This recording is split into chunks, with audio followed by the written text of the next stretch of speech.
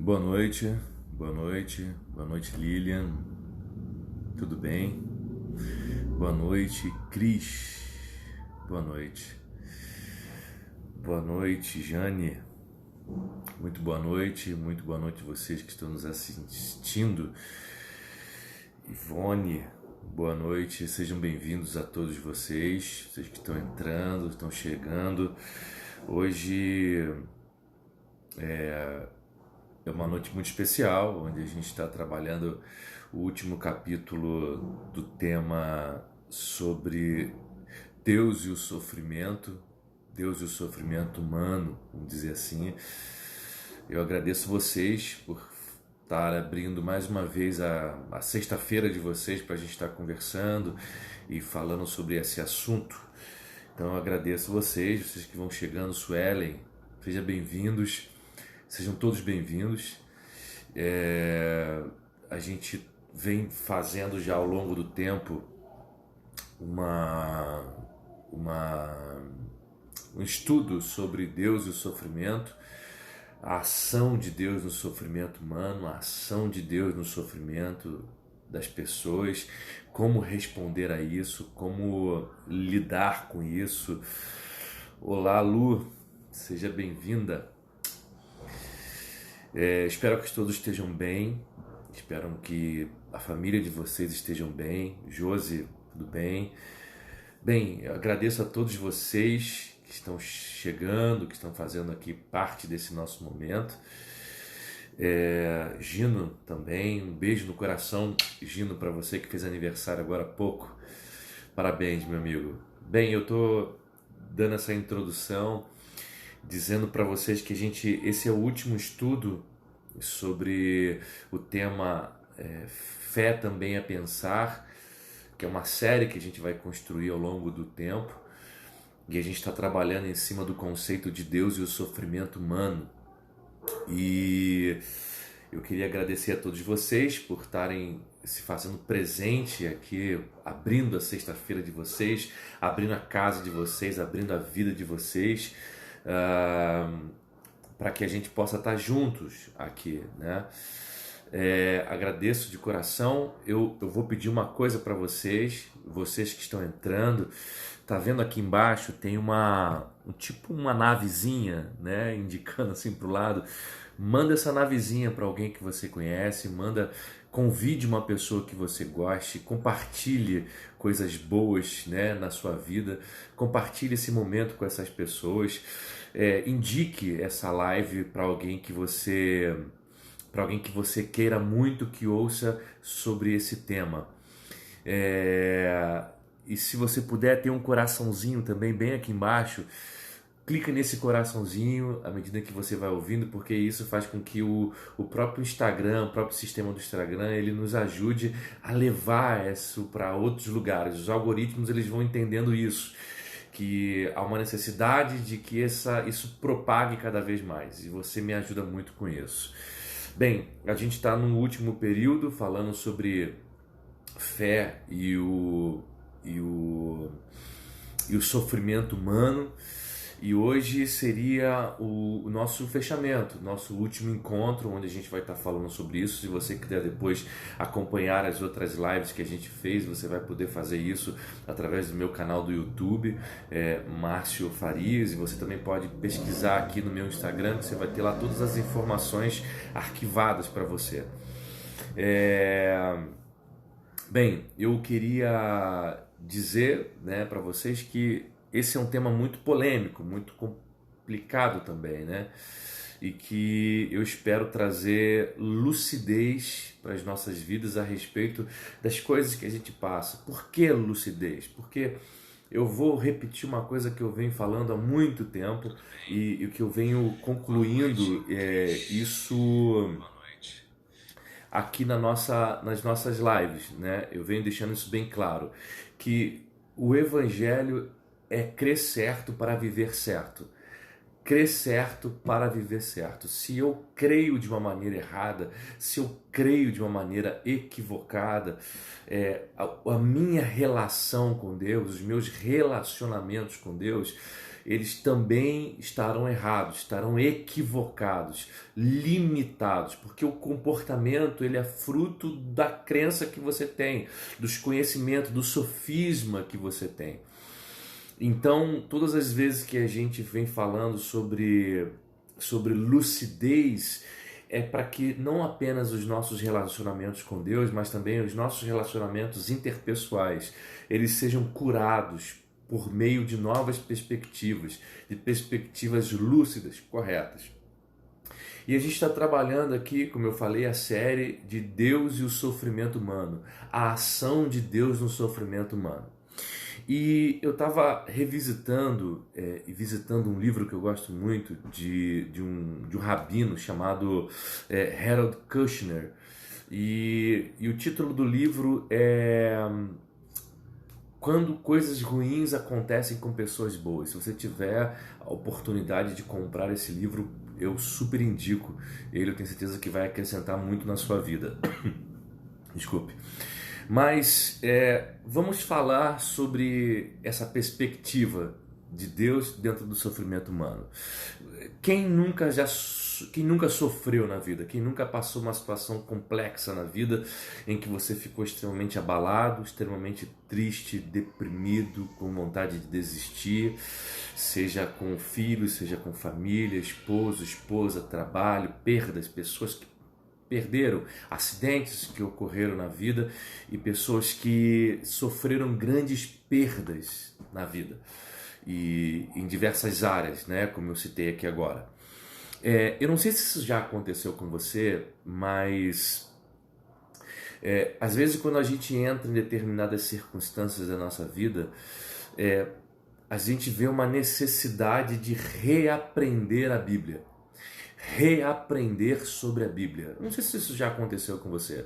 Você passou uma situação muito complexa e que você pensava coisas a respeito de Deus e que de repente você se viu na necessidade de revisitar as Escrituras e revisitar a perspectiva que você tem do Evangelho, de Deus, de Cristo na sua vida diante do sofrimento.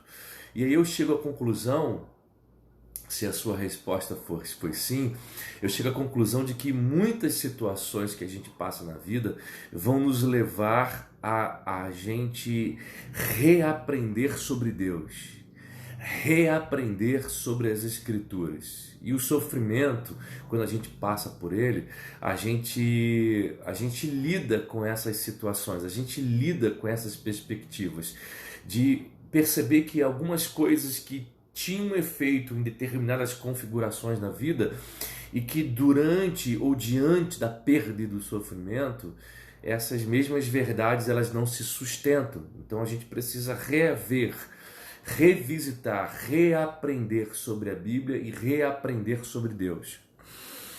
Então a gente percebe que alguns ensinos que a gente aprendeu, que a gente tem sobre Deus, eles nem sempre se mantêm nas mesmas perspectivas, né? A nossa teologia, aquilo que a gente sabe a respeito de Deus e a respeito de fé, acaba se tornando muito vulnerável, muito fraco, diante de certos dilemas que a gente vive no dia a dia, na vida. E como explicar, por exemplo, o sofrimento na vida de um inocente? Como explicar uma criança que nasce com microcefalia? Como explicar Deus, por exemplo, diante dessa situação? Como explicar Deus numa criança, por exemplo, que tem câncer? Eu não sei se você já visitou um hospital de câncer infantil. É a coisa mais triste desse mundo.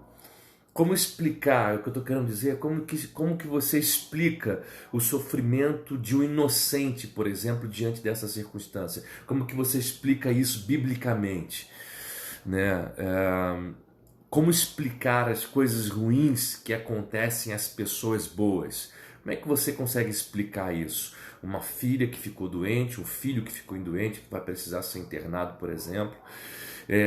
Coisas que acontecem a pessoas que você vira e fala assim, ainda que você não verbalize, mas inconscientemente fala assim, mas por que isso está acontecendo com essa pessoa? Essa pessoa é tão boa, ela é uma inocente, é uma criança, é um anjo de Deus, a gente costuma dizer isso. Então como explicar as coisas ruins que acontecem com pessoas boas. E aí, na tentativa de trazer uma explicação para alguém, na tentativa da gente trazer um consolo para alguém, a gente consegue piorar a situação, né? Nós não somos preparados para um ambiente como esse. As nossas intenções são boas, a gente quer confortar alguém, a gente quer consolar alguém, mas nessa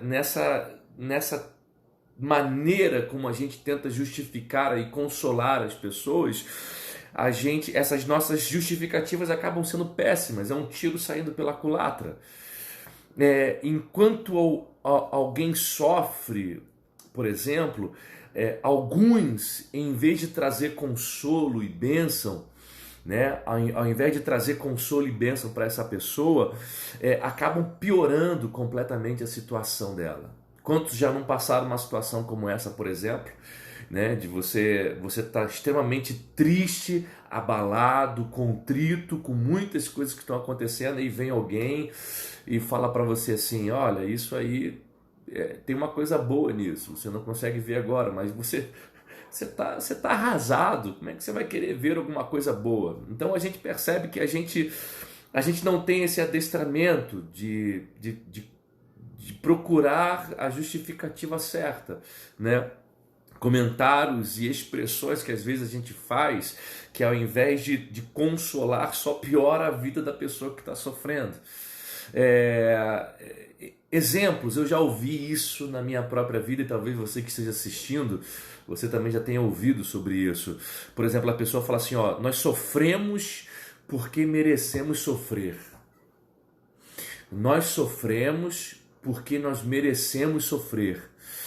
Deus dá para cada um, essas são as nossas justificativas. Deus dá para cada um aquilo que cada um merece. Ou então a gente diz assim: Deus não faz ninguém sofrer caso a pessoa não mereça. Eu não sei se... Eu já passei por uma situação dessa e eu lembro de todas as vezes o que eu pensei quando eu ouvi isso, quando eu passei situações ruins na minha vida. E eu não sei o que você pensou, mas eu lembro o que eu pensei, né?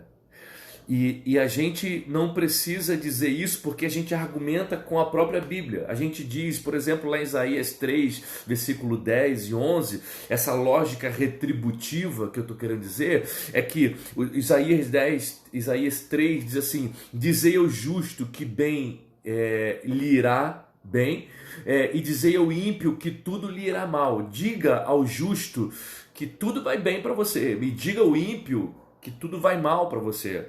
Por exemplo, a gente não precisa também dizer isso com as nossas próprias palavras. O Salmo diz isso também. O salmista diz assim: o justo florescerá, mas o ímpio perecerá. E essa mentalidade que a gente tem de lidar com a dor do outro, e com o sofrimento do outro, e com os nossos próprios sofrimentos, essa mentalidade de que tudo certo acontece na vida de quem faz tudo certo, e que tudo de errado acontece na vida para aqueles que fazem tudo errado, então surge o sofrimento na vida de alguém. Não falta gente para perguntar: qual é o pecado? Aonde você pecou? Se alguma coisa acontece de ruim com você, se o seu carro é roubado, se o seu filho fica doente, se você passa um problema crônico na sua vida, se você vive uma circunstância ruim, se você é mandado embora, não vai faltar gente para dizer para você assim: ó, aonde você pecou? Você não deu dízimo. Você não deu dízimo. Isso está acontecendo com você. Você foi mandado embora porque você não deu dízimo. Como se... Me perdoe o que eu vou lhe dizer aqui. Isso pode parecer razoavelmente perigoso para você, mas como se você precisasse do dízimo para você ser abençoado. Se você exclusivamente precisasse do dízimo para você ser abençoado. Se eu digo que eu preciso exclusivamente do dízimo para ser abençoado, eu pergunto para você assim: e as bênçãos de Cristo na cruz do Calvário não é suficiente para te abençoar? Então perceba perceba que a nossa lógica de raciocínio, a nossa lógica de perceber Deus diante do sofrimento, a nossa lógica de entender, de justificar o porquê que as pessoas passam mal, é as pessoas perguntarem assim: aonde você pecou? Qual foi o seu erro? O que você fez de errado para você estar sofrendo assim? Quem nunca já passou por uma situação dessa? Quem nunca foi questionado, interpelado diante de uma situação dessa? Os sábios de Israel, por exemplo, eles descobriram que esta não é a única explicação para o sofrimento humano. Se é que ela ainda cabe como explicação para o sofrimento humano. E por que isso? Porque o salmista, gente, diz assim: bendito é o Deus que não trata segundo o nosso pecado e não nos atribui conforme as nossas iniquidades. Porque assim como o Oriente está para o Ocidente, assim o Senhor afasta de nós as nossas transgressões. Deus é bom, o salmista diz, Deus é bom e a sua misericórdia dura para sempre. Dura para sempre. Ela não dura enquanto você está fazendo tudo certo. As misericórdias de Deus não duram enquanto você dá o dízimo certinho. As misericórdias de Deus não duram enquanto você está indo para a igreja. As misericórdias... A ação nenhuma sua torna você mais amado ou menos amado por Deus. Sabe por quê? Porque Deus já te ama. Deus, ele te ama, ele é bom para você independente do que você faça. Me perdoe lhe dizer isso, mas Deus, ele ama você independente do quanto você jejua. Deus, ele ama e ele é bom com você independente do quanto você vai para o monte. Deus é bom e ele te ama independente do quantas campanhas você já fez na vida. Deus é bom, ainda que você erre e cometa erros e tropece, ainda que você faça descaminhos, ainda Deus continua sendo bom e as misericórdias do Senhor para a sua vida duram para sempre, para sempre. Mas nós dizemos assim: você está com dificuldade para engravidar, sabe por quê? É por causa daquele aborto que você fez. Você está sofrendo com dificuldades financeiras, é por causa do seu pecado, é por causa do seu adultério, é por causa do seu dízimo. Você não deu dízimo, então por isso você está passando problemas financeiros. Eu já soube de líderes que o membro, a ovelha, o filho de Deus estava sofrendo, estava passando necessidade, não estava com dinheiro para ir para a igreja, e o pastor, não são todos que fazem isso, tá? Mas para você entender a lógica, o pastor liga para a pessoa para perguntar onde que está o dízimo dela. E não pergunta como que ele está. Como ele está se sentindo nesse período, por exemplo, de reclusão social. Como ele está se sentindo, por exemplo, nesse período de escassez. Nesse período onde muitas pessoas estão sendo demitidas, seus salários reduzidos, tendo que pensar em 1 milhão de coisas para se reinventar na vida, oferecer apoio, oferecer ajuda.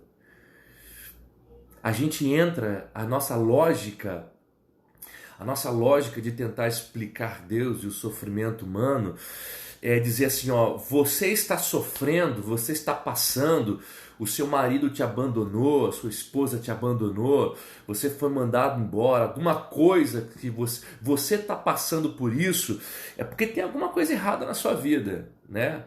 Tem algum pecado que você não confessou.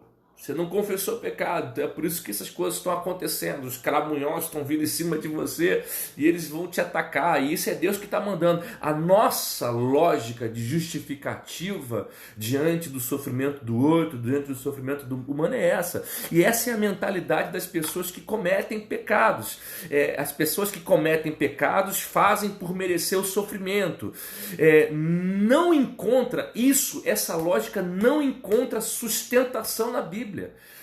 Essa mentalidade de que as pessoas que cometem pecados, vou repetir, essa mentalidade, guarda isso dentro de você, essa mentalidade das pessoas que cometem pecados, fazem por merecer o sofrimento, essa mentalidade não encontra sustentação na Bíblia Sagrada. Eu não sei qual é a Bíblia que você está lendo, mas na minha Bíblia isso não está escrito. Me prova, me prova. Sim, é verdade, os nossos pecados trazem consequências. Isso é verdade. Os nossos erros, a gente vive no mundo onde a lei da causalidade, a lei da semeadura e ceifa, ela acontece. Sim, isso acontece, é a lei do mundo, é a lei natural e também a lei dos nossos relacionamentos. Mas dizer que Deus está castigando alguém porque ele pecou, essa lógica não encontra sustentação bíblica. Atribuir o sofrimento e a dor a um ato punitivo de Deus não encontra respaldo nas escrituras sagradas. Não encontra. Você pode procurar, estuda, faz a hermenêutica, a exegese correta dos textos e você não vai encontrar sustentação para isso. Deus não se relaciona conosco com base na lógica retributiva. Você faz o bem, então o bem lhe irá. Você faz o mal, então o mal lhe irá. Deus não trabalha com a igreja, Deus não trabalha com seus filhos por meio de lógicas retributivas, não com base nos nossos méritos e deméritos. Deus se relaciona com a gente motivado e movido pela sua graça. Deus não relaciona com as pessoas por aquilo que elas fizeram e deixaram de fazer. Deus não se relaciona com as pessoas pelos caminhos que elas decidiram guiar-se, colocar a sua vida. Deus não se relaciona com as pessoas pelas decisões, pela vontade, pelo processo volitivo e natural do livre-arbítrio. Deus não se relaciona com as pessoas dessa maneira, mas Deus se relaciona com a gente pela graça, motivado pela graça de Deus. Eu aprendi que na parábola do filho pródigo, o filho mais novo, ele vira pro pai dele e fala assim: pai, eu quero tudo que é meu, eu quero a minha parte na herança, eu quero sair da sua casa, eu quero ir para um lugar, eu quero viver a minha vida. Às vezes isso parece muito com a gente, fazendo descaminhos, né? Dos nossos relacionamentos, do nosso relacionamento com Deus.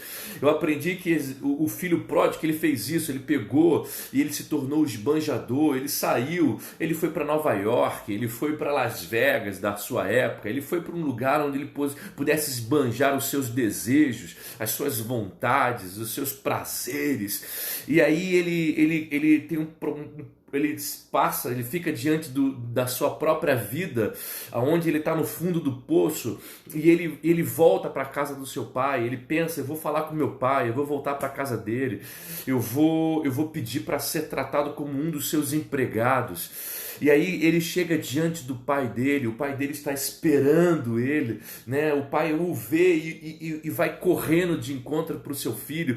E aí o seu filho, ele programado, né, na sua fala e no seu discurso, vira para o seu pai e fala assim: pai, eu pequei contra o céu e contra você, não sou digno, presta atenção na fala, não sou digno de ser chamado de seu filho, me aceite, mas me trate como um dos seus empregados, me trate como um dos seus escravos. E aí o pai fala para o filho, dizendo assim: meu filho, eu não contabilizo débitos.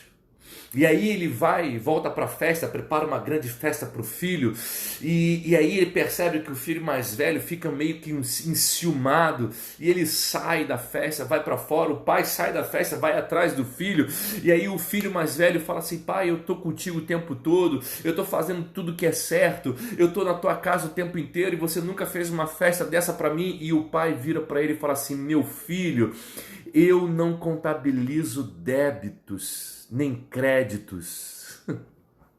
Para o filho mais novo, ele diz: eu não contabilizo débitos. Para o filho mais velho, ele diz: eu não contabilizo créditos. Deus não trata com a gente, Deus não se relaciona conosco por meio, Ele não se relaciona conosco por meio de méritos e deméritos, Ele não se relaciona conosco por meio de créditos e débitos. Deus, ele é motivado, repito, movido a se relacionar com a gente, movido pela sua graça. É o ano aceitável do Senhor.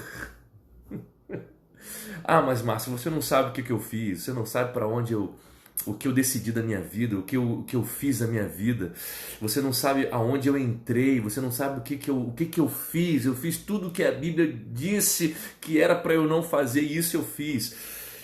Mas eu vou lhe falar uma coisa: se você está nessa circunstância, nessa configuração de vida, Deus não contabiliza débitos. Deus, ele se relaciona pela graça, pelo amor. Hoje é o ano aceitável do Senhor na sua vida, na minha vida, na nossa vida. Deus, ele se relaciona assim com a gente. Atribuir uma relação causal e moral a uma tragédia tão cruel quanto atribuir uma relação causal e moral a uma tragédia é tão cruel quanto a própria tragédia em si.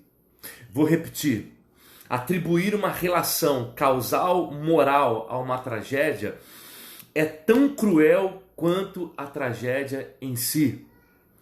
Você pode dizer assim: tem aquele sofrimento que Deus manda para a gente para nos educar, para nos aperfeiçoar, para sermos melhores. A gente diz isso, para sermos melhores. Deus manda uma tragédia, Deus manda um problema, Deus manda, né, um processo para a gente passar por ele. Para quê? Para nos educar, para nos tratar, para nos melhorar, para que a gente possa sair disso melhor. Pois a Bíblia diz que aquele ramo que dá fruto, Deus poda para dar mais fruto ainda. Não é que você esteja em pecado, você está indo bem, você está indo muito bem, mas Deus quer que você seja melhor. Então Deus manda um sofrimento para você ficar cada vez melhor, para que você seja aperfeiçoado cada vez mais.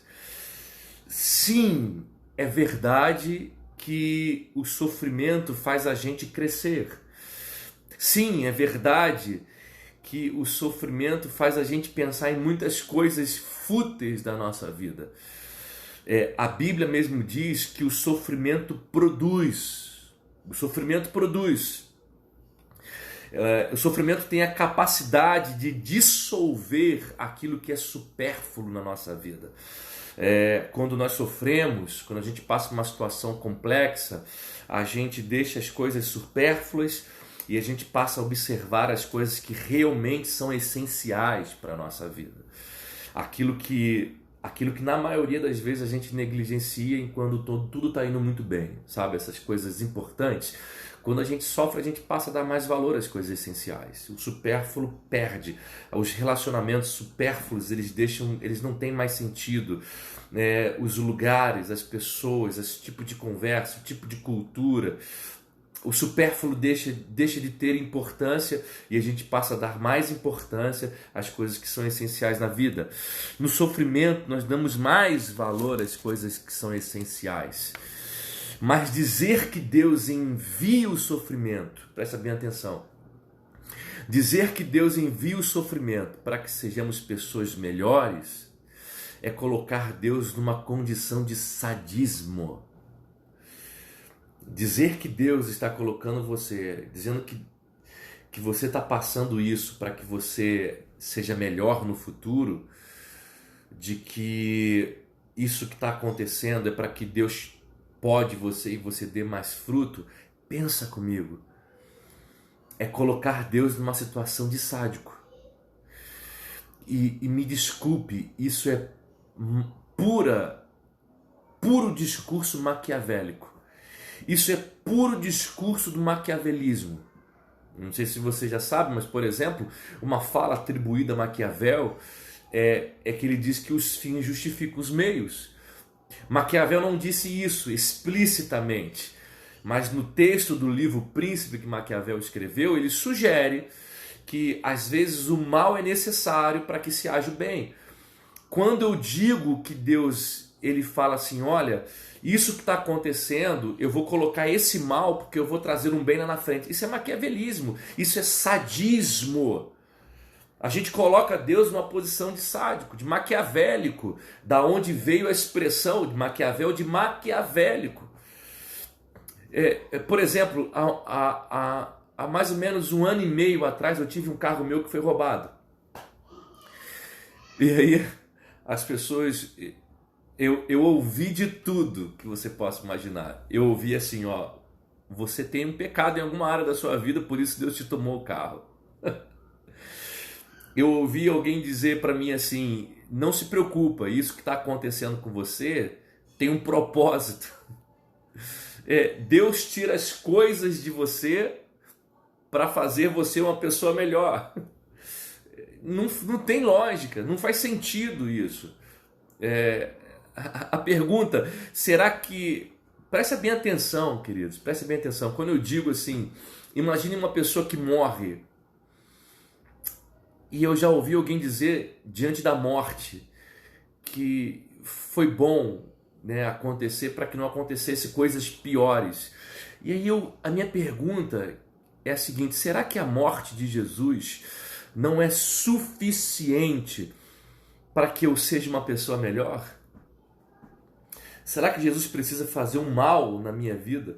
Será que Jesus precisa fazer o mal na vida de alguém para justificar um bem, para que eu viva um propósito lá na frente, para que eu seja amadurecido? Será que a morte de Jesus Cristo, o sofrimento de Jesus na cruz do Calvário, não é suficiente para que eu seja uma pessoa melhor? Será que ele tem que enviar mais algum sofrimento para que você seja melhor? Será que a morte de Jesus não é suficiente para que Deus cumpra os seus propósitos da minha vida, para que eu seja o homem que Ele quer que eu seja? Será que alguém precisa sofrer mais alguma coisa? Porque a justificativa que nós damos é que quando alguém está passando um aperto, uma dificuldade, uma angústia na vida, nós dizemos assim, ó, Deus está colocando na prova. Deus está colocando na prova para que as pessoas vivam o propósito dele. Gente, por favor, será que a cruz, o sofrimento de Cristo não é suficiente para que Deus forme o homem que eu preciso ser, para que eu cumpra o propósito dele? Ele precisa criar mais sofrimentos na minha vida? Deus, ele não é Deus que faz o homem sofrer. São os homens que fazem os homens sofrer. E esses mesmos homens, eles justificam as atitudes como se fosse então da vontade de Deus. Isso é muito triste. É muito triste. E eu faço questão de repetir isso. Deus não faz o homem sofrer. Quem faz o homem sofrer é o próprio homem, são os homens. E na justificativa de nós tentarmos explicar tal sofrimento, nós dizemos que tal atitude é da vontade de Deus. Eu já ouvi isso, é da vontade de Deus que você fique no banco, é da vontade de Deus que você não faça mais isso, é da vontade de Deus que você não se relacione com tal pessoa, é da vontade de Deus que você pereça, é da vontade de Deus que você passe pelo processo, é da vontade de Deus que você passe períodos de provas, de lutos e provações. É a justificativa que nós damos para dizer para as pessoas, a gente não quer mais você aqui, eu não quero mais que você faça isso, eu não quero mais que você seja isso. É a justificativa que nós damos, é da vontade de Deus. Bem, não é necessariamente para educar, não é para te disciplinar, nós dizemos, pois o pai repreende o filho que ama. Essa é a nossa lógica de justificativa em um relacionamento retributivo. Essa é a lógica que nós utilizamos para justificar. Essa lógica, essa perspectiva da retributiva, dos relacionamentos retributivos com Deus. Faz o bem, que tudo vai bem. Se fizer o mal, tudo vai te mal. Sim, é verdade. Por vezes, há o peso da mão de Deus na nossa vida. Mas há um limite de Deus nessa disciplina. Deus, ele não impõe castigo para os seus filhos. Deus, ele não impõe peso, ele não impõe fardo, ele não impõe sofrimento para os seus filhos. A gente diz assim, Deus está provando a sua fé. Assim como ele provou Abraão, assim como ele pediu o filho de Abraão, ele provou Abraão, Deus, ele está provando a sua fé. Esse sofrimento, ele está sendo enviado para a sua vida porque Deus está provando a sua fé. Só que, querido, preste bem atenção. Se lembre que Deus não matou o filho de Abraão. Deus não matou o filho de Abraão. Deus provou a fé de Abraão, sim, só que Deus não matou o filho de Abraão. Houve a experiência, mas não houve a consumação da tragédia. E a gente insiste em dizer que as coisas que acontecem de ruínas na nossa vida é porque Deus está tentando provar a nossa fé. É porque Deus está tentando provar para ver se a gente vai ser fiel. Isso está acontecendo com você, é Deus te provando para saber se você vai ser fiel até o fim, se você vai aguentar a provação. Isso não é Deus, isso é justificativa humana, isso é ação humana, ação voluntária humana. Deus não tem nada a ver com o sofrimento humano. A gente diz assim, outra coisa que a gente diz, Deus está te mandando um sofrimento para te proteger. É de uma criatividade espetacular. A gente se supera, querido, a gente se supera. A gente diz, Deus está te mandando esse sofrimento para te proteger, para evitar. Eu já ouvi isso também. Há muitos anos atrás eu tive uma bicicletinha, uma bicicleta que eu adorava ela. Meu pai me deu ela de presente.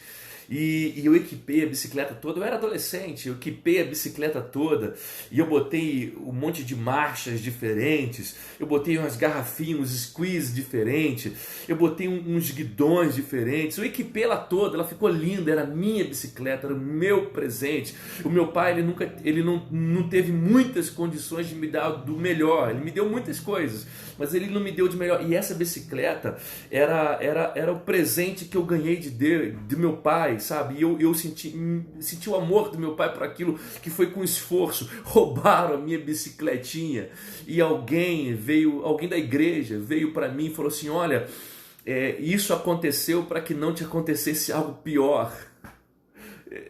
Existe algo pior do que a perda? Existe algo pior? Eu já ouvi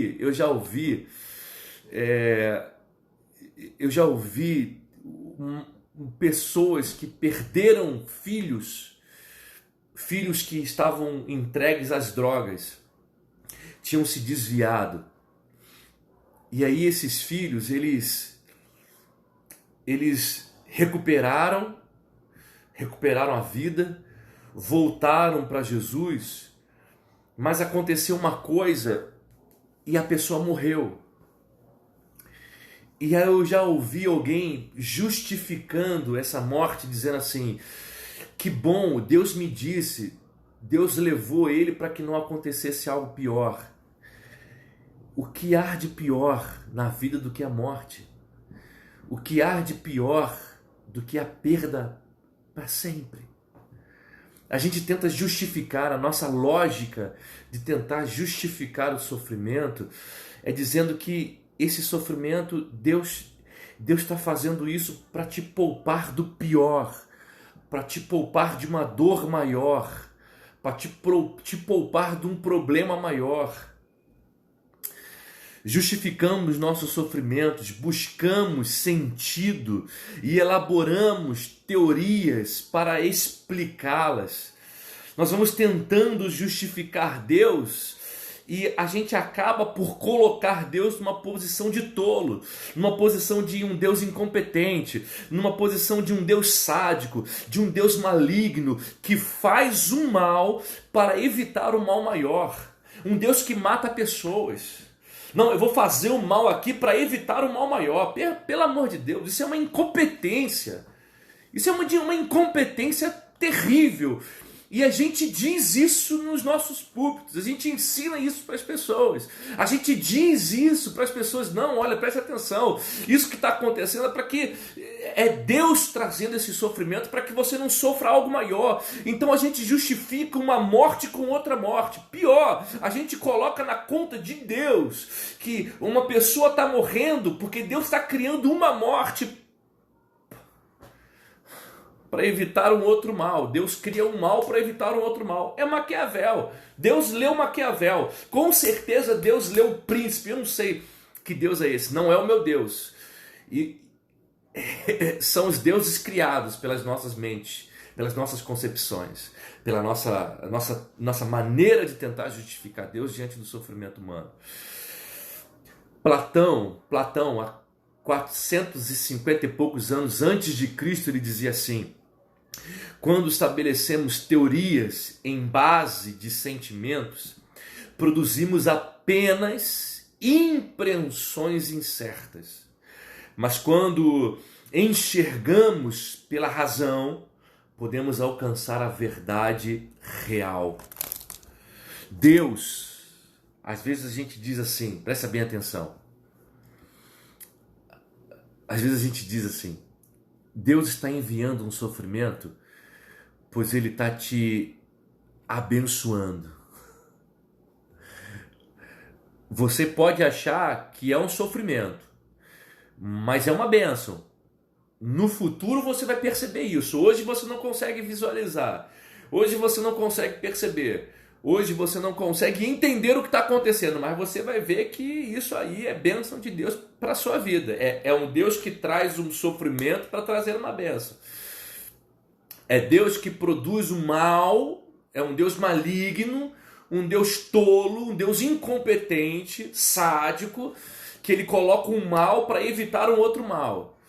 E ainda a gente diz assim, ó, isso é bênção, você agora não consegue enxergar, mas no futuro você vai enxergar. Por quê? Porque todas as coisas cooperam para o bem daqueles que amam a Deus. Coisas ruins acontecem com você, mas na verdade são boas. Essa é a nossa lógica de raciocínio. Essa é a nossa lógica de interpretação bíblica. Sim, é verdade que algumas coisas que acontecem com a gente, com o tempo a gente vai agradecer o que aconteceu.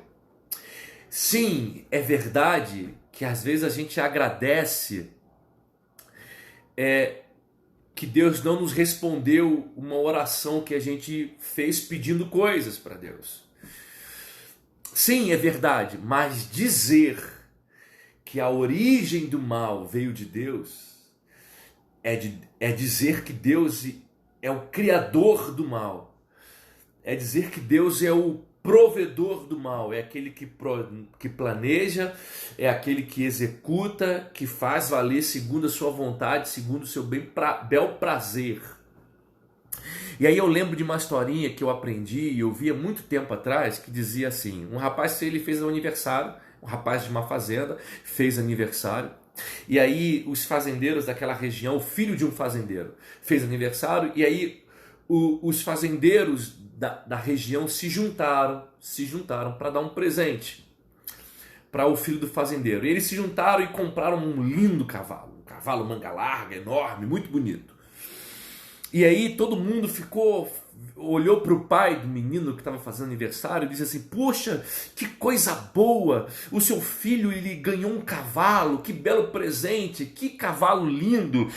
E aí o pai responde: bem, não sei se é bom, o tempo dirá. O tempo dirá se isso foi bom ou se isso foi ruim. Aí o rapaz pegou o cavalo para sair e ele cavalgando, ele caiu do cavalo, se quebrou todo, se arrebentou todo, quebrou uma perna E as pessoas disseram: olha, o seu filho andou no cavalo que ele ganhou de presente e agora ele está todo quebrado, tá no hospital, tá tudo com a perna estourada. E o pai responde: não sei se é bom ou ruim, o tempo dirá. Aí estoura uma guerra na região onde havia aqueles fazendeiros. Estoura uma guerra. E aí os filhos dos fazendeiros, eles são convocados para a guerra. Mas o rapaz que está no hospital, ele não é convocado, porque ele está com a perna enfaixada, ele não pode andar, ele se torna inapropriado para exercer o serviço de militar. E aí as pessoas olham para o pai dele e falam assim: que maravilha, o seu filho foi o único que não foi para a guerra. Não sei se foi bom ou ruim, o tempo dirá. Entenda, queridos, a gente não sabe direito o que vai acontecer na nossa vida. A gente não sabe direito como que as coisas funcionam. A gente não sabe direito como o que acontece, como que a coisa acontece na nossa vida. Nós não temos o controle, não temos como controlar essas coisas. Mas a gente agradece a Deus porque algumas coisas não aconteceram. A gente faz malabarismos nas Escrituras para tentar justificar as ações do homem. A gente faz malabarismo para poder justificar o problema que aconteceu, o dano que aconteceu, o sofrimento que aconteceu.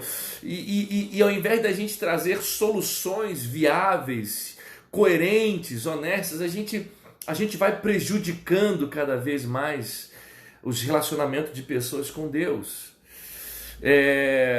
Como eu disse, a gente vai fazendo esses malabarismos para tentar justificar a ação de Deus diante dos problemas. Por exemplo, isso aconteceu num lugar aqui no Rio de Janeiro há muito tempo atrás. O sujeito teve o carro dele roubado, preste bem atenção.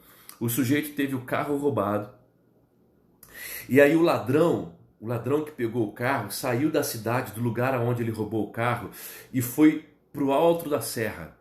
Subiu a serra, foi para o alto da serra.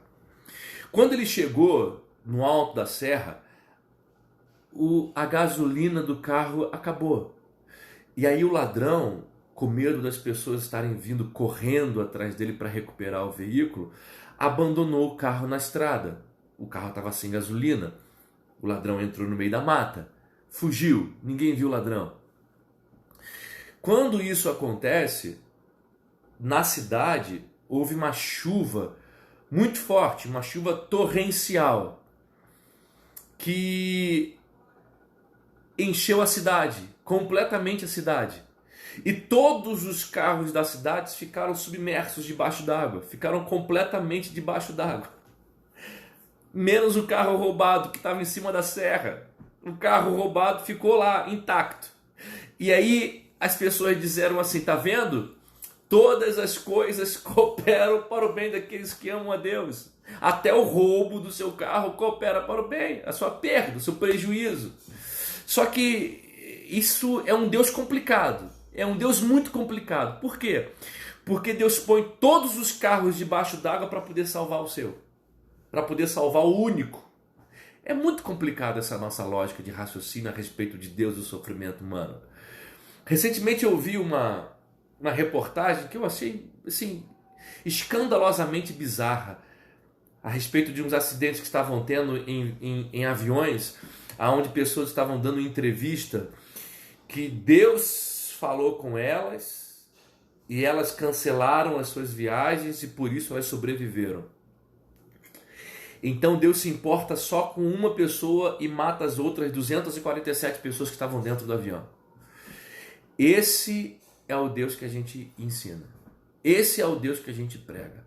Esse é o Deus que a gente justifica todas as coisas cooperam para o bem. Deus mata muita gente, mas para salvar uma pessoa.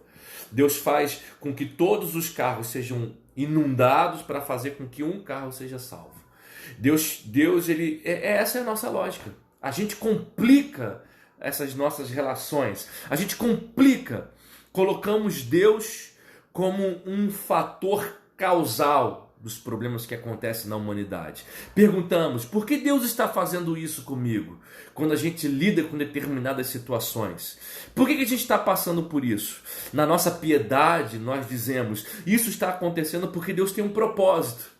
Deus tem um propósito no que Ele está fazendo, por isso que isso está acontecendo. E isso me dá arrepios na minha alma. Quando alguém vira e diz assim, isso está acontecendo porque Deus tem um propósito, isso me dá arrepios. Não conhecemos, Paulo diz isso, e eu sei, sim, é verdade. Nós não conhecemos a mente do Senhor. Paulo diz, quem conhecerá a mente do Senhor, que possa ser o seu instrutor, que possa instruí-lo, que possa ser o seu conselheiro? Ninguém, a gente não sabe o que está na mente de Deus. O Espírito Santo é o único que conhece a mente de Deus. E aí eu diante disso tudo, de toda essa lógica retributiva que a gente tem diante do sofrimento, eu fico me perguntando, a gente deve ter medo de Deus? A gente deve ter medo de Deus porque se a gente errar isso daqui, a gente pode ser punido com sofrimento. Meu filho pode ficar doente, minha filha pode ter que ir para o hospital, eu posso perder o emprego, meu carro pode ser roubado. Se eu vacilar, isso daqui é o suficiente para eu experimentar as labaredas do inferno na terra.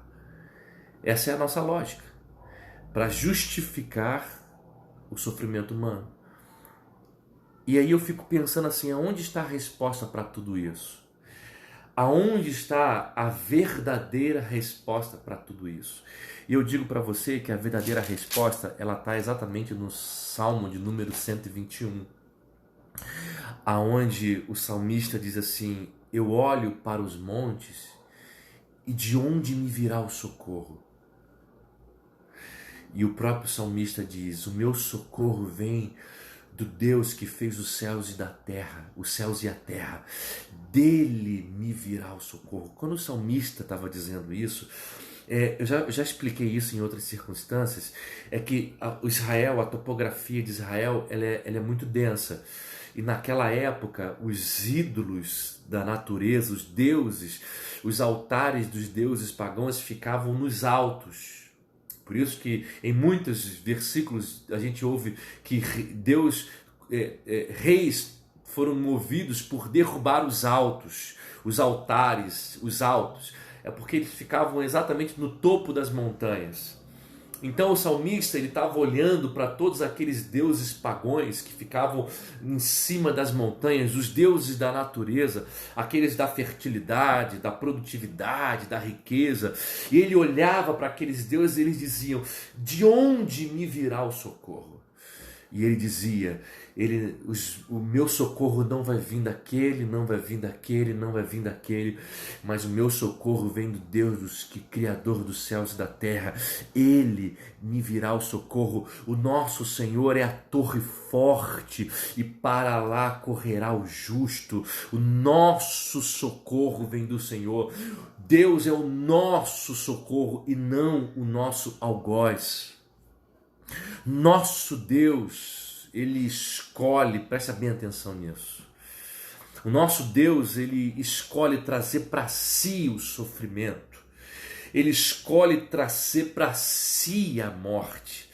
E não transfere o sofrimento para mais alguém. Ele não transfere o sofrimento para outro.